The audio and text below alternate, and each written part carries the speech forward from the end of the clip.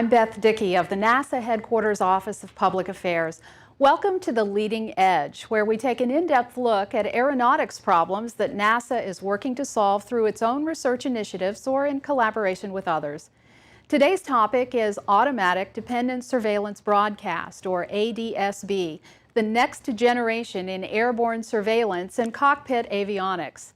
Instead of relying on radar, ADSB uses Global Positioning System satellite information to give pilots and air traffic controllers highly accurate traffic data, as well as cockpit displays that update in real time. ADSB promises significant improvements in air transportation system safety, capacity, and efficiency through improved communications among airplanes in the air and controllers on the ground. NASA was part of a government and industry team led by the Federal Aviation Administration, which brought ADSB to maturity. The team earned one of the most prestigious awards in aviation in 2007 for its efforts to conceptualize, develop, and implement ADSB. An important component of this work was a series of field tests with the United Parcel Service in Louisville, Kentucky, where NASA demonstrated a new capability called airborne precision spacing to help relieve airport traffic congestion. This is a replica of the coveted Collier Trophy. You can see the real one in the National Air and Space Museum here in Washington. The Collier has been awarded by the National Aeronautics Association since 1911. Many of America's great aerospace pioneers have received it, including Orville Wright and Neil Armstrong. It calls attention to great achievements in improving the performance, efficiency, and safety of air and space vehicles. This is the 21st Collier in NASA's collection. So let's get to our discussion of the award-winning work. Today's arrival procedures are often very noisy, dirty, and inefficient.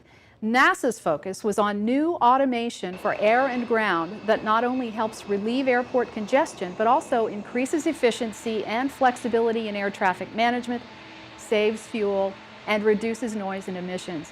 One such capability, which is part of ADSB, is airborne precision spacing. Let's learn more about that.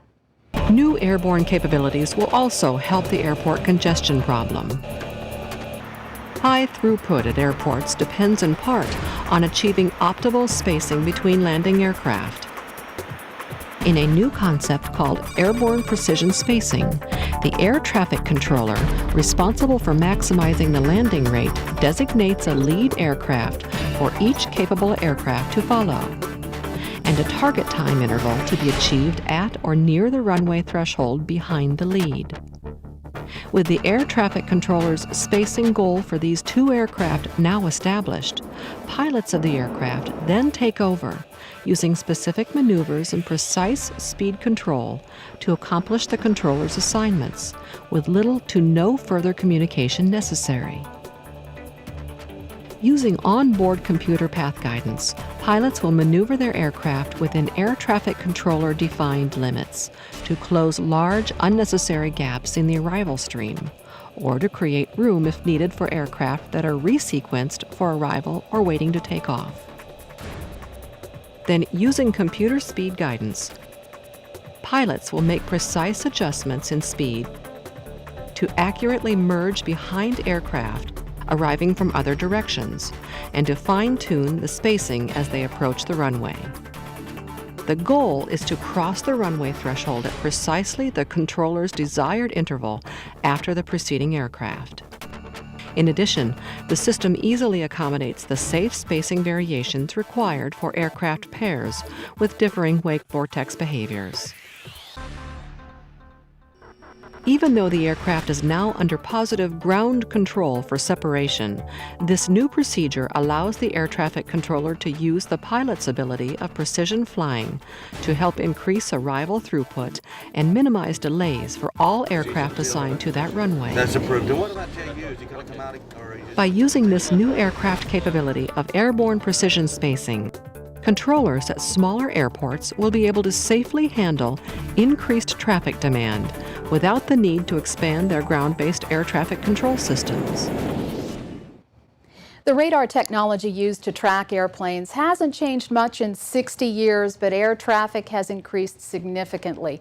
The resulting congestion in the skies poses inconveniences for air travelers and special challenges for air traffic controllers.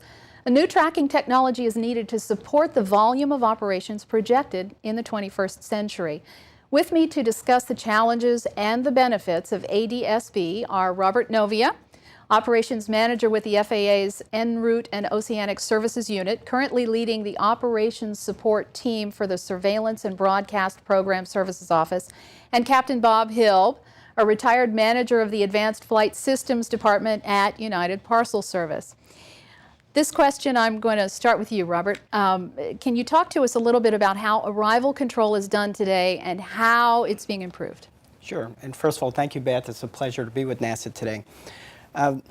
Managing arrivals into a major terminal area is somewhat situational. It depends on the size of the terminal area and the traffic load. But by and large, we initially descend aircraft on published arrival procedures.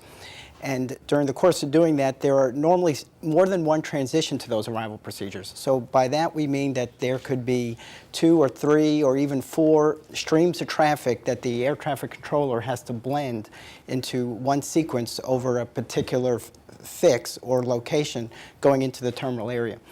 And normally, in order to do that, the normal course of business is that depending on how busy the circumstances are, the controller will have to issue radar vectors or heading changes, speed changes, altitude changes, all at increasingly lower altitudes, which magnifies the inefficiency to the operator in doing so.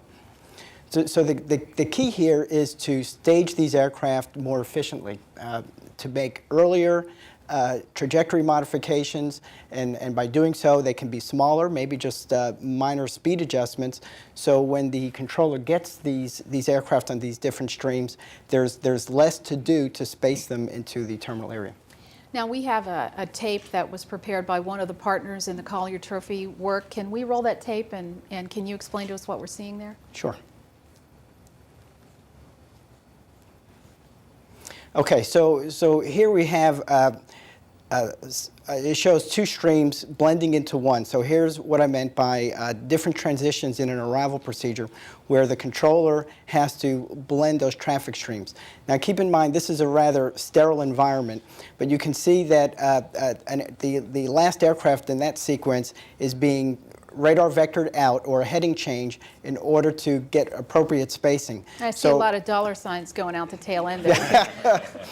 Yeah, so that's our cute way of showing that right at that point now we're imposing a cost on the operator to get the spacing that we need.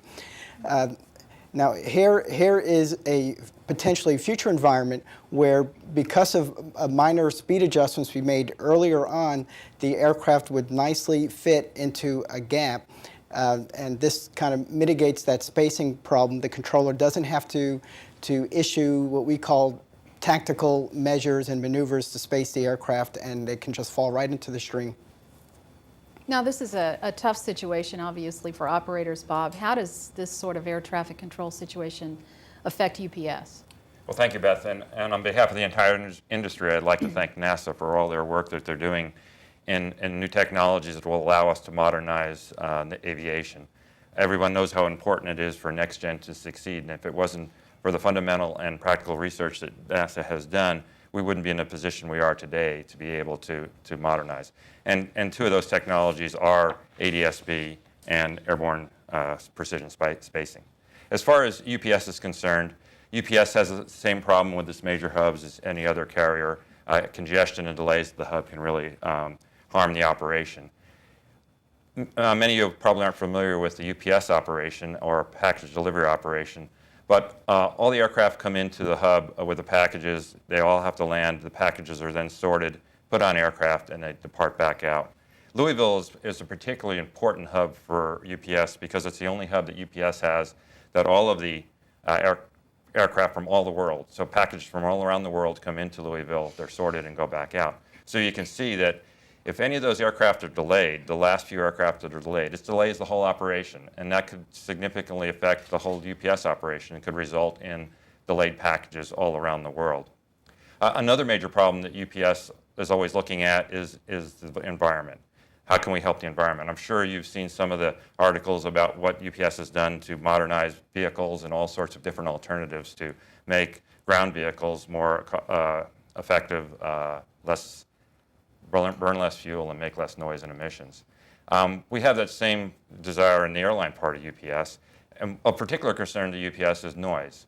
Because most of these operations are at night, we want to be a good neighbor, and we really want to reduce our noise. One example of that is that UPS was the first airline to comply with the lower noise standards for engine noise, and all of our aircraft were completed well ahead of the deadline. We're very proud of that. So we have problems with scheduling and noise and fuel efficiency. What did UPS do to try to solve those problems? Well, UPS has been involved with ADS-B like NASA from probably the mid-90s on, and so there was a lot of work, and UPS identified this as a potential technology that could really increase the efficiency and operations at our hubs and throughout the nation. Of particular interest was some of the operational evaluations. We actually put a number of aircraft, in some cases 20 or 25, into the air at one time to test some of this technology, and those were done in 1999 and 2000. The one in 2000, actually, NASA participated with an aircraft, and there were a number of other avionics manufacturers and other participants that actually put the airborne precision spacing on the aircraft and demonstrated that it was a viable technology. Although UPS didn't really have a plan for one particular application, it did decide to further explore this by putting ADS-B on all of its 7.5s and 7.6s in the early 90s. So at the same time, another project that NASA was involved with was continuous descent arrivals. The concept here is, instead of all the vectoring and altitude changes and everything that Robert talked about, what we want to do is we want to have the aircraft descend from their cruise altitude on an optimal path, both horizontally and vertically, to the runway. And there had been talk about that for a long time. Nobody had really tested the viability of that. So in 2002, 2004, there were some extensive tests that were done with UPS aircraft, and of course NASA was involved in testing this concept. We do have a slide here that shows the results of that test. On the top left, you'll see basically when we were doing these trials, how compact the flight paths were. And on the bottom one, you can see that they're all over the place. That's the difference between when you can take the airplane from altitude, put them on an optimal path, rather than all the vectoring and other things that occur in a modern environment. But the real surprise was some of the stuff on the right. There was a 30% reduction in noise and a greater than 30% reduction in emissions. That's an enormous reduction. When we're talking about a lot of the projects that are going on, people are looking for 1, 2. They think they do really well if they get 5%, but 30% reduction is just extraordinary. And that's why everybody in the industry is very excited about getting these ideas out there. And they are being used to a limited extent around the globe. And of course, the operators like it also because there is a fuel saving that's identified there. What's the geographic area that's covered by those the colored parts of that? The edge of the slides are about 30, but where you see the full colored tracks and everything, that's about the last 10 miles of the flight. So 30 miles down to 10 miles. Mm-hmm. And did you get any feedback from airport neighbors about whether they experienced any reduced noise? Yes, it was noticeable, and we did get some good compliments on that. One of the funny things that happened was we were looking at some of the results, and we saw some noise spikes in some of the data that was taken at one of the sensors, and it turned out it was a barking dog. The barking dog was much louder than the aircraft. That's pretty good. Yes. You had ended up having aircraft farther apart because of this. Is that right? That's correct. That was the only negative part of this whole thing, and that's why it hasn't been more widely implemented at this point in time. To get those aircraft so that they can have the freedom to be able to fly that optimal path meant we had to put the aircraft further apart. If they're too close together, the controller has to intervene, and the controller has to take the aircraft off that optimal path. So by putting the aircraft further apart, we were able to do this particular event. So having them farther apart is a problem because you've got a schedule to meet and packages that have to get to their destinations and customers that have to be pleased. Yes. So how did you work on that? How did you solve that? That's the problem. And as I said, the trials that are going on today, they're only in very low density so that when you put the aircraft further apart, you don't take a real penalty. But if you try to do this in a major hub when the capacity is at the same level as the demand, you really you can't do it. So we looked at putting these two technologies together, those two projects I just talked about, and adding airborne precision spacing to the aircraft. Now that's the ADS-B application. The CDA, constant descent arrival, does not require ADS-B, but to get it so it's viable in very dense operations, you really need to add the airborne precision spacing. So we put these two technologies together, and we've run a number of trials on that, and it works wonderfully. It really does. It is the solution for the future as far as how we can get all these benefits. I think that for those scientists out there, the idea is today it's basically a random system. It's an open loop system. The controller does some control loop, but it's really not very precise, and it's only at the end. To be able to get this so it works completely, what we need to do is schedule the aircraft a couple hundred miles from the airport, and then we control that schedule using the aircraft precision spacing. So that way the aircraft space all the way to the runway, and we're able to do this on a very repeatable basis. And one of the things we really get out of this is it turns out that you can do this in all weather. Today, the delays go down when the weather is nice because the aircraft get closer together. There's pilot involvement in the process. When we're in bad weather, we can't do that, so we end up losing capacity. When we do this, it works in all weather conditions. It's wonderful. Now, you've brought us some animation to show how this works. Is that right? Yes, let's go ahead and show what it would look like if we had all the aircraft at a major hub fully implemented. You'll see that the red bars in there are actually slots that the aircraft take in the schedule. The yellow bars are the ones that there's a slot that's going to be used by an aircraft coming from another direction. In other words, we're going to have a merge in the process. And the green slots are unused in this process. What we saw was the inbounds from Louisville to Louisville from the east, and now we're seeing them from the west. And you can see how precise all this looks, and there's none of that vectoring you see when you're out as a passenger day and the aircraft are flying back and forth in front of the airport. All right, so let's scale that out a little bit. For Robert, what is the status of implementation of ADS-B, and how is the FAA integrating with all of the different government and industry organizations that are involved in this? So the ADS-B program office under the FAA has been around since early 2006, and we've really accomplished a remarkable amount in that short period of time. We are aggressively deploying the ground infrastructure, putting ADS-B radio stations throughout the NAS. It's going to take some 800 radio stations to cover all the airspace that's currently covered by radar today. And we're also, part of the program's baseline includes the Gulf of Mexico, so we'll have surveillance for Houston Center across the Gulf of Mexico.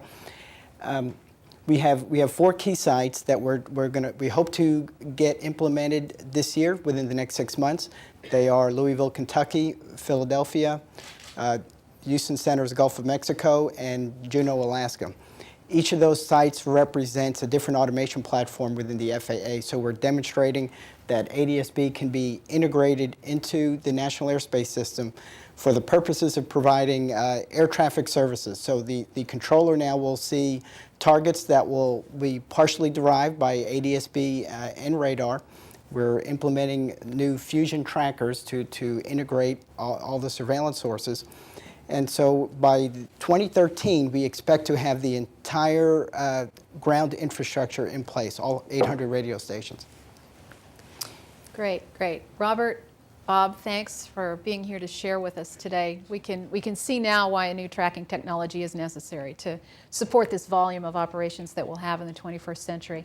In a moment, we'll take a look at airborne precision spacing and NASA's contribution to the UPS field tests with 2 NASA research scientists and our Associate Administrator for Aeronautics Research, Jaewon Shin.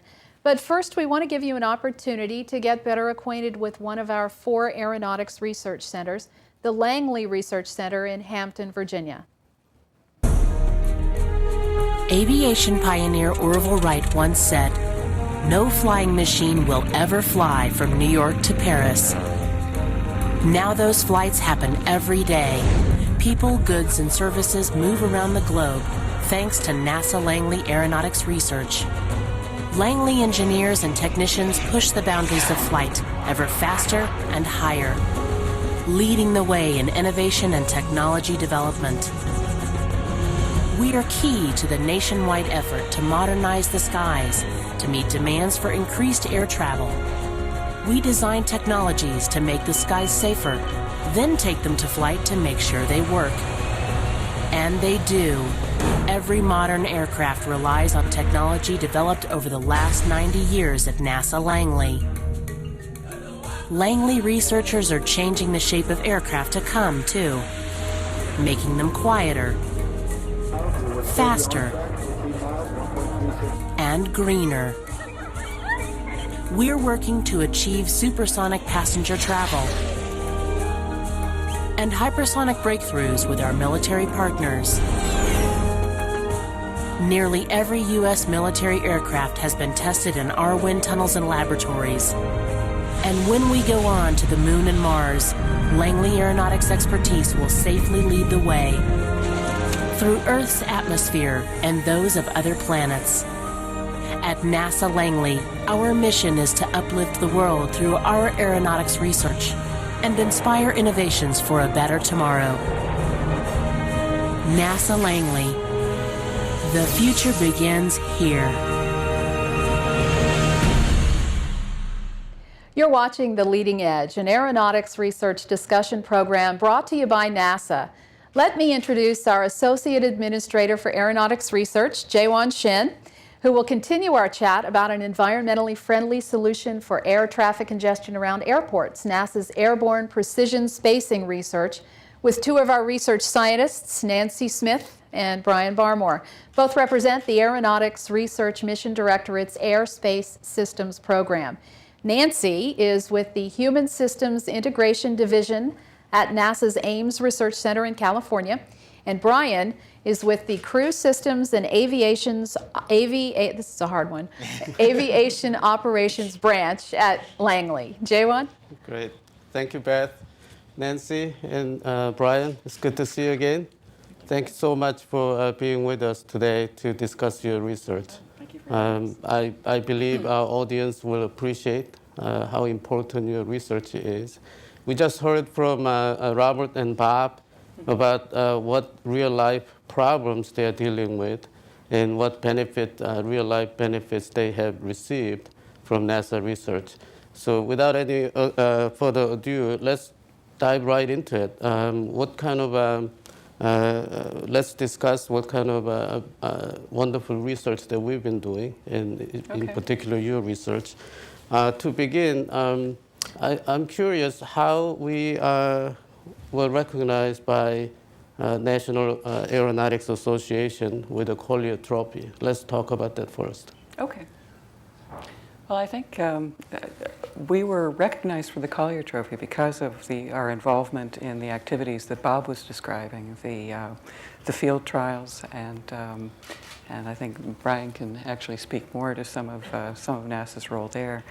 But in addition to the work that got the Collier Trophy, there's actually a larger body of NASA research on ADS-B at all four of our aeronautics centers. So, in fact, the Collier Trophy award was quite substantive, and there's even more work that NASA's doing that's contributing to this. It's a key technology that NASA recognizes has real potential to improve capacity and safety in the NAS in the future. So we're very excited about working on that. I would say there's probably been about a dozen or so ADS-B related research projects within NASA, ranging from trying to improve safety on runways, prevent runway incursions, to increasing the throughput, particularly during bad weather, for closely spaced parallel runways, which is an important aspect of increasing the capacity of the airspace. Brian's got some video from a Chicago experiment that y'all did. So this is showing some of the work. This is one of the early trials of the airborne precision spacing work. We took an early sample up to Chicago, working with a couple of our industry partners at the time. You can see one of the inside of one of the NASA research aircraft. And we took this up there. We flew it in Chicago, worked with the controllers up there, trying out, like I said, some of the early prototypes of this work. One of the interesting things You're seeing right now some of the researchers working, monitoring the data, analyzing it as it comes in. One of the interesting things that we learned by going there was we were trying a way to merge the multiple traffic streams that Robert had talked about earlier. We had a very simple approach at the time. We discovered that it really didn't look like it was going to be robust enough to use in a fully operational environment. So we've actually gone back into the lab, made some improvements on that. Some of the stuff that they're now testing at UPS has evolved out of that. That's great. When it comes to research, I know there's nothing like doing actual flight research. Yes. So talk some more about how we got involved in collaboration with UPS. Okay, well, so NASA really started probably back in, I guess it was about 30 years ago or so, back in the late 70s, looking at airborne precision spacing type of work. The main focus was on separating aircraft or keeping them far enough apart on approach to avoid the wake vortices coming from the leading aircraft.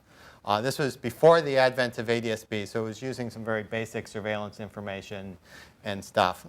We have continued working it, refining it through the years. As Nancy said, in the mid to late 90s, NASA identified ADS-B as being a key transitional technology. We started applying that with the, not only do you get more precise information, but you can actually get more information from the other aircraft. And so we started refining the concepts, refining the tools that we were using.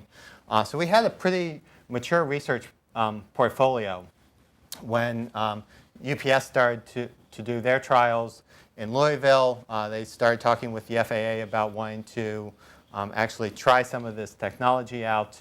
They were aware of the work that we had done. So it was a natural partnership. They came to us, said that they wanted to use some of the work that we had been doing. We were able to see this work actually get out into the field. As we mentioned, there's nothing like having it out in the field to really learn the nuts and bolts of what you're getting. So we're getting a lot of information back that way. We're seeing things that we just can't see in a laboratory environment. And we're able to take that back into the lab and make refinements, make improvements, and continue evolving our research. That's great. Nancy, as you mentioned earlier, we're doing far more than just the capabilities to enable ADS-B. What other wonderful things are we doing to help our valued partners like UPS or FAA? Yeah, there's actually, as Brian was talking about the research that's gone on at Langley, I work at NASA Ames, and we have a long history of doing investigation and development of automation tools to support controllers and traffic managers in addressing their problems. One of those applications, an arrival scheduler application, is actually particularly relevant to what we've been discussing today, the work that involves the airborne precision spacing.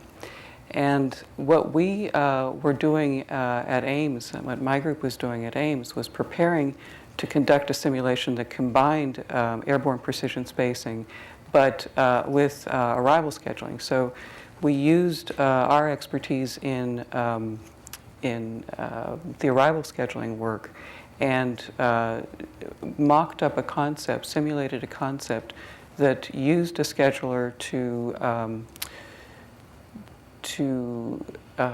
organize the aircraft so that when they came together at the merge, they were well positioned to pair up and to self-space. So we were getting ready to do that in 2005. We were preparing to run a human-in-the-loop simulation of this concept. And we have a researcher with our team who's been involved with the UPS activity. So we ended up making some changes to our concept so that it would emulate what was going on in Louisville.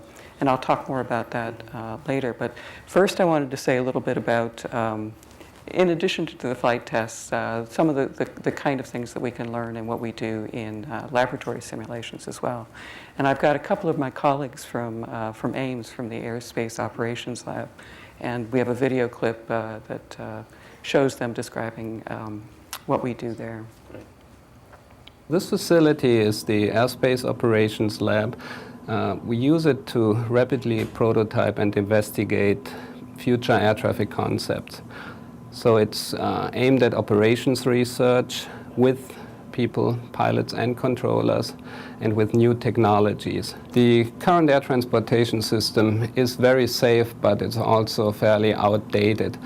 And so there is a very broad modernization effort ongoing, and there is also the plans are in place for the next generation air transportation system that is envisioned to replace the current system over the next 2 decades. We're particularly interested in the role of humans in that kind of system, and the different roles of what the pilots might do and what they could do on the ground. So we're looking at both cockpits and air traffic controllers on ground systems and how the whole thing would work together. This research really is using an awful lot of the tools that are being talked about for next gen. It's using ADS-B, satellite navigation. It's using data link communications to send up trajectories to airplanes. Next gen is very much sending up whole paths for an airplane to fly. And that's what this is doing, that the controllers are communicating with the pilots essentially via email.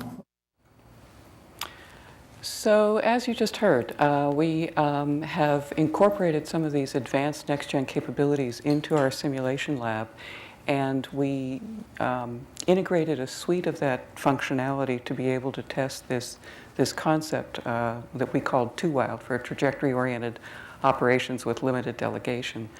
I think what I'd like to show you next is another video clip that actually follows up on what Ev and Tom were saying and shows you what our lab looks like when we're actually running simulations, so you can get a little bit more of a feel for what we do. So this is our air traffic controller lab, and what you see is some controller stations, and on the back wall there's a projection of the traffic problem that the controllers are working. Now in this case, it was the Louisville traffic problem, similar to what Bob was showing, but we were just sort of simulating one quarter of that full arrival airspace. We've got controllers here who are working at stations that are a emulation of what they actually have in the field with some advanced tools and functionality integrated in. So the weather display that you're seeing, that timeline off to the right, and the blue-colored line are all additions that are part of this emulated next-gen tool suite that the controllers are using to work this problem that we were testing. So this is, again, a little bit of an enhancement on today's displays. We have some color-coded data blocks, and again, the timeline on the left. But what the controllers are doing here, they have some aircraft, so this is our Too Wild simulation, they have some aircraft that were capable of self-spacing and some aircraft that were not. And they were working a problem that integrated the self-spacing and the non-self-spacing aircraft into a single arrival stream using this timeline for coordination. Now what you see here is one of our pseudo-pilots, and we have, to complete the simulation, we have some Confederate pilots who are responding to the clearances that the controllers give, and we call those guys pseudo-pilots. But what that gives us is the controller is working a rich, complex, fully responsive problem. So basically, every aircraft that's in their scope is something that responds to them. So this is a slide that shows actually the two labs that were involved in the simulation. What I was showing you earlier in the video is just some footage from our airspace operations lab, but in fact, we also had 8 commercial pilots who were test participants in this simulation study, in addition to our 4 air traffic controllers. And they were working at desktop simulators and flying the aircraft in the simulation. And had some advanced displays, were able to execute the ADS-B airborne precision spacing clearances that they were assigned. And so I think if you could show the next slide, please. I just wanted to give you one sample of the data that we had from this simulation. And this, I guess, speaks to a point that both Bob and Robert were making earlier, that if you have self-spacing aircraft, you are going to be able to have tighter control and more precise control over the spacing interval between a lead aircraft and the aircraft that's spacing off of it. What you see here in red are, well, I guess I should explain what the plot is. What you're seeing is the error between the target interval and the actual interval that was observed for each of our aircraft in the simulation at the runway threshold.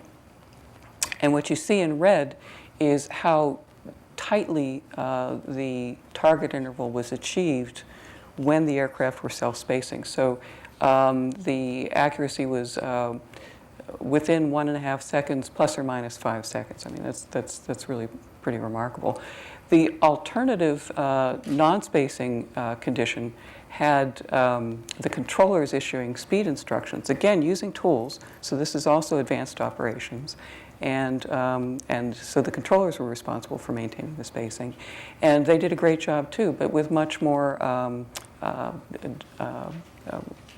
less precise control over that interval. So again, this sort of gives you a good indication of how much the spacing application can actually help. Great. Thank you, Nancy. I have been to that lab, and they are not acting up because they were being taped. They always looked that calm and professional.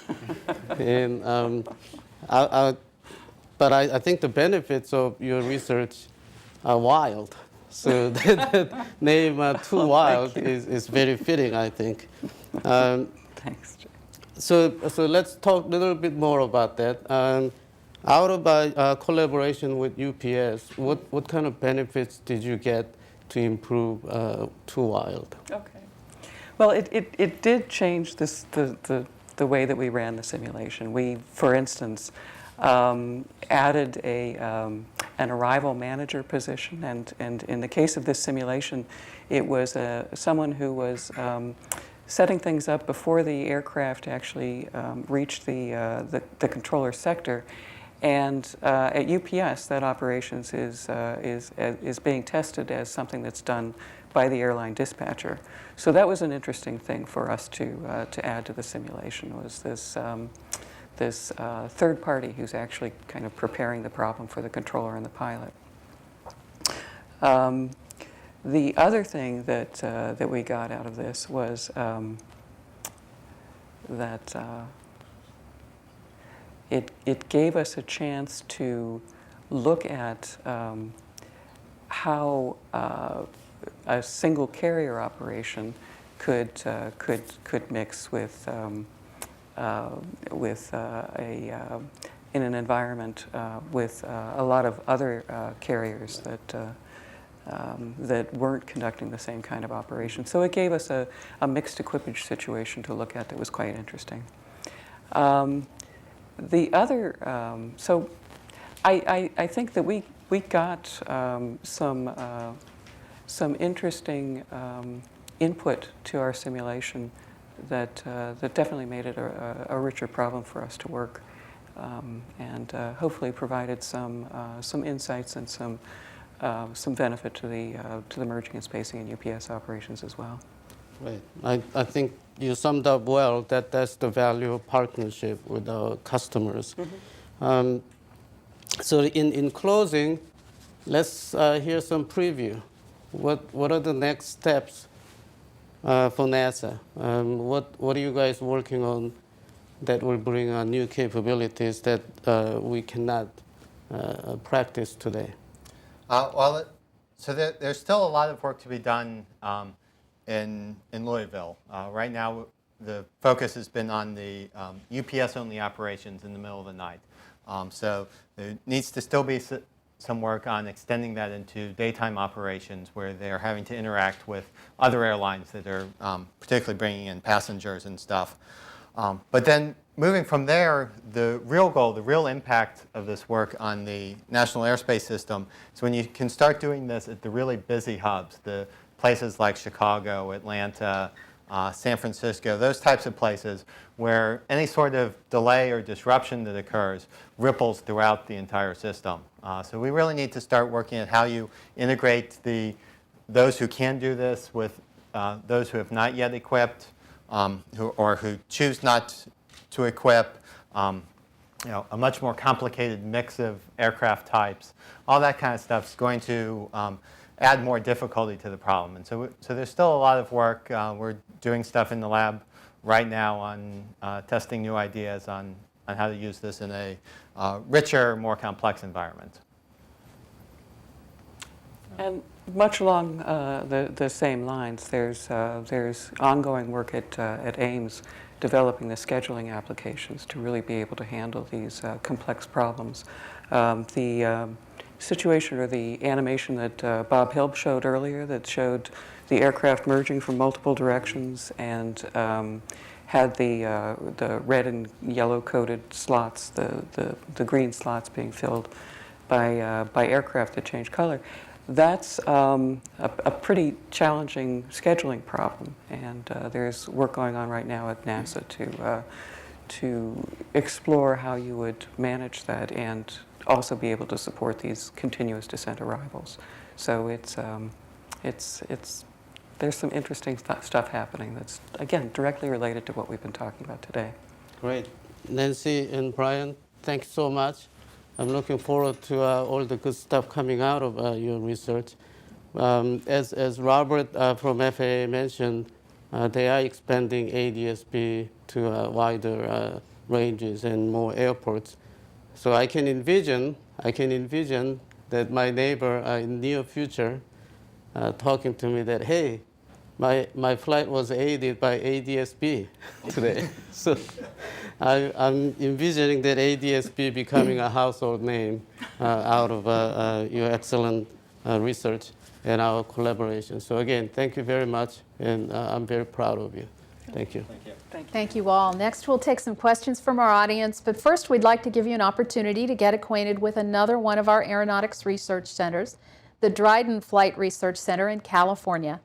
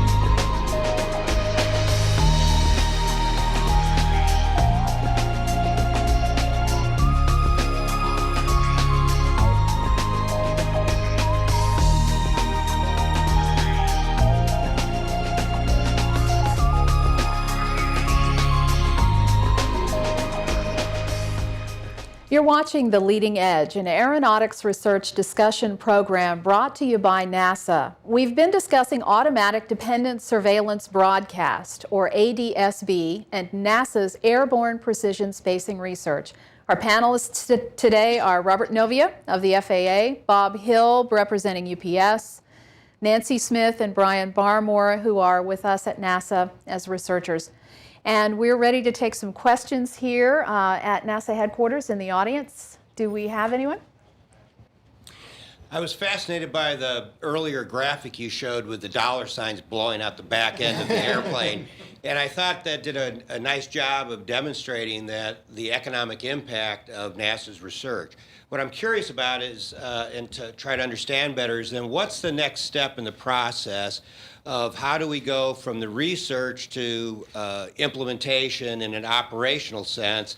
What's NASA's role in that? Is that an FAA decision, or is that something the airlines voluntarily comply with? Okay, is that directed at me? Okay. So when I was describing the initial SBS or ADSB program office objective, I was speaking mostly about just providing surveillance for ATC to provide separation services the way they do today. But really the true value with the ADSB technology is the ADSB in component, where we uplink traffic data to the cockpit. And that really opens up all kinds of opportunities to have advanced applications and to realize some of these spacing initiatives. Probably the biggest challenge we face is for an extended period of time, we're going to be in a mixed equipage environment mode. So we're in a tough spot of trying to develop operational concepts that work for when only part of the aircraft in the airspace are equipped. So that's where most of our focus is now. We have three. We call them future applications. ADSB in with the FAA work associated with that.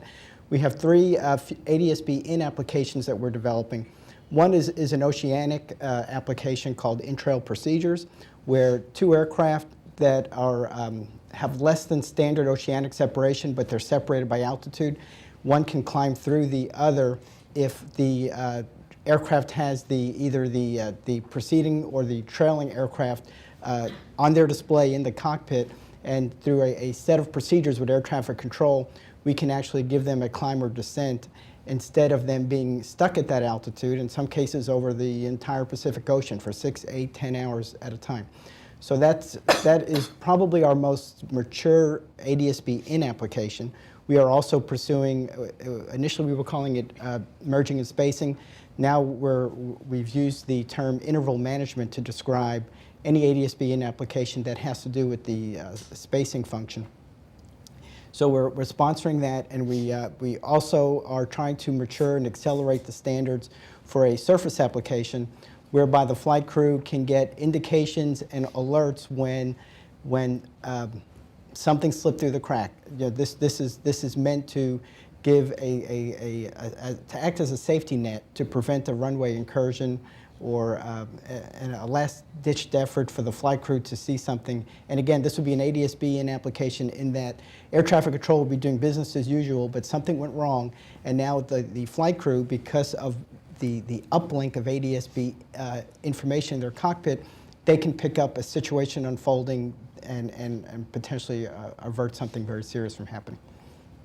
And if I can add from the NASA side, first of all three of those applications have research going on at NASA to develop them.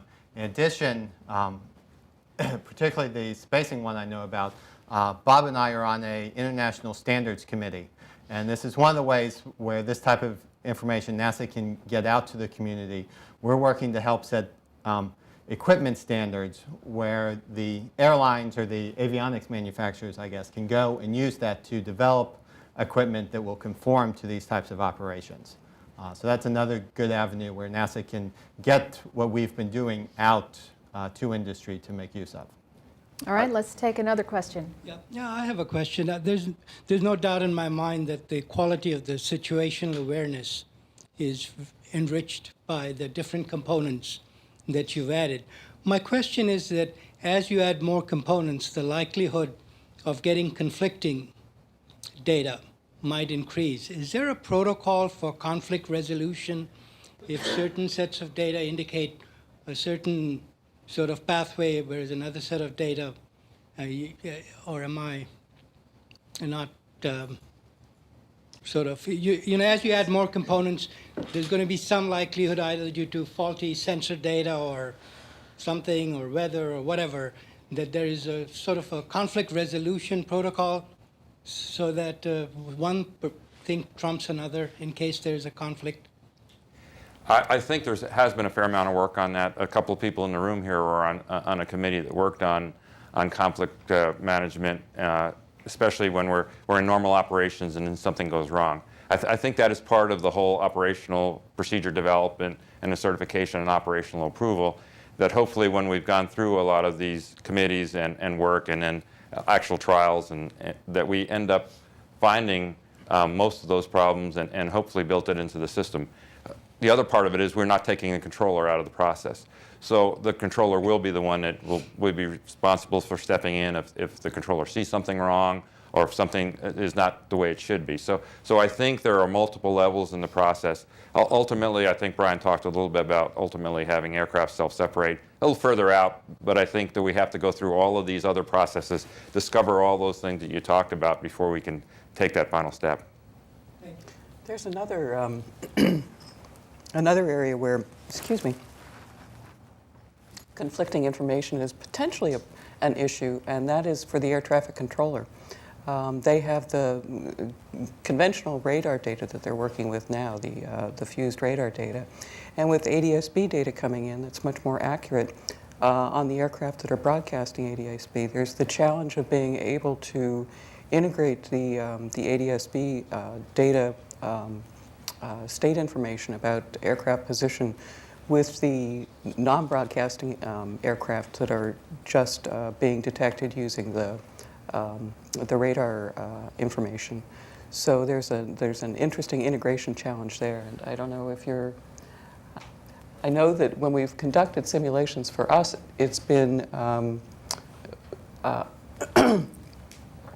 interesting to try to figure out how to represent the two different types of information to the controller so that they can work with them effectively.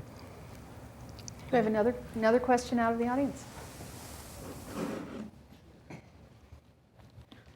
Hi, I'm Karen, and I work with NASA Aeronautics, and because I do, I happen to know that some of our aeronautics scholarship recipients are watching today online through NASA TV, and they're going to be checking out the podcast.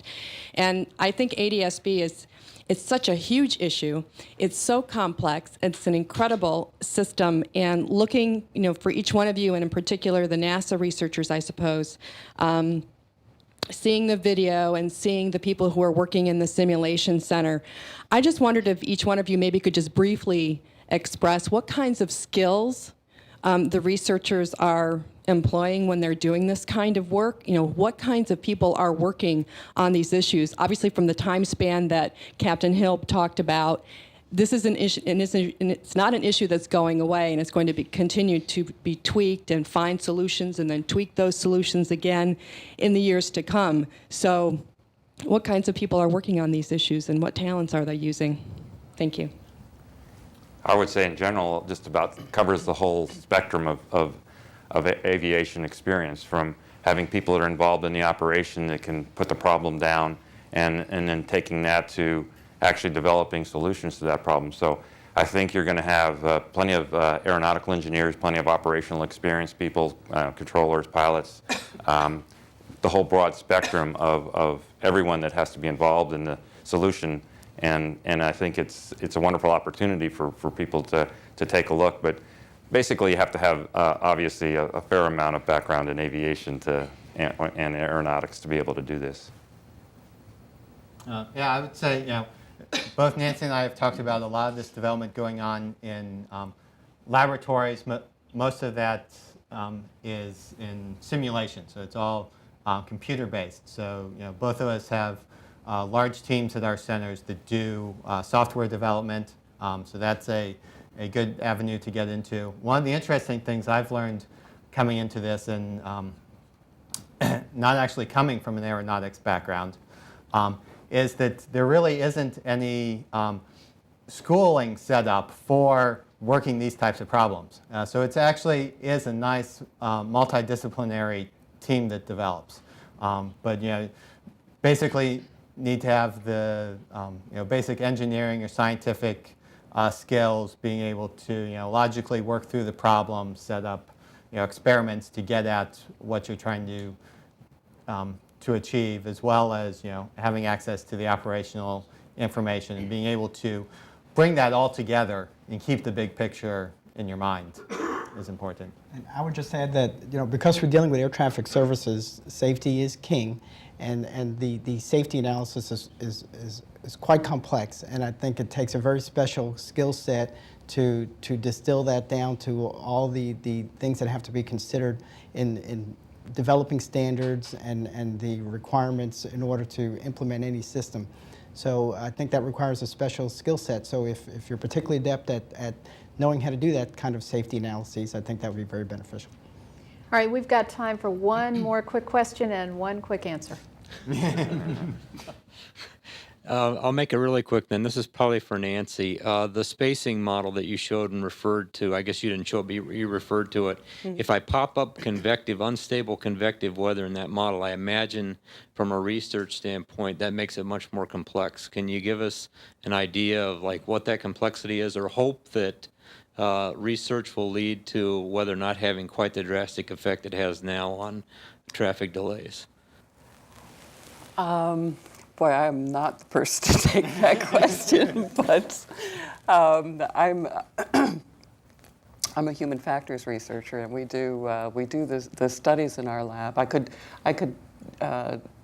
tell you that from my perspective, one of the challenges there would be being able to effectively reroute around that convective weather, and to try to be able to maintain that stream of aircraft who are self-spacing. Now, I think, and I can visualize how the controller tools could be used to do that. I know less about how it would work from the flight deck perspective, though, and you may have given this some thought. I think there's a lot of work going in that area. Our ultimate goal is, as Nancy said, is to reroute ourselves around any thunderstorms that are there. The obvious problem, if there's thunderstorms or snowstorms on an airport, you're going to affect that airport. But there's plenty of airspace out there. So if you put together all the technologies that are being worked on, the navigation, communication, and surveillance, and the ground tools to support that, you can basically dynamically reroute the aircraft using data link and still have the aircraft be able to space off of each other as long as they all have the information about what the other aircraft is doing.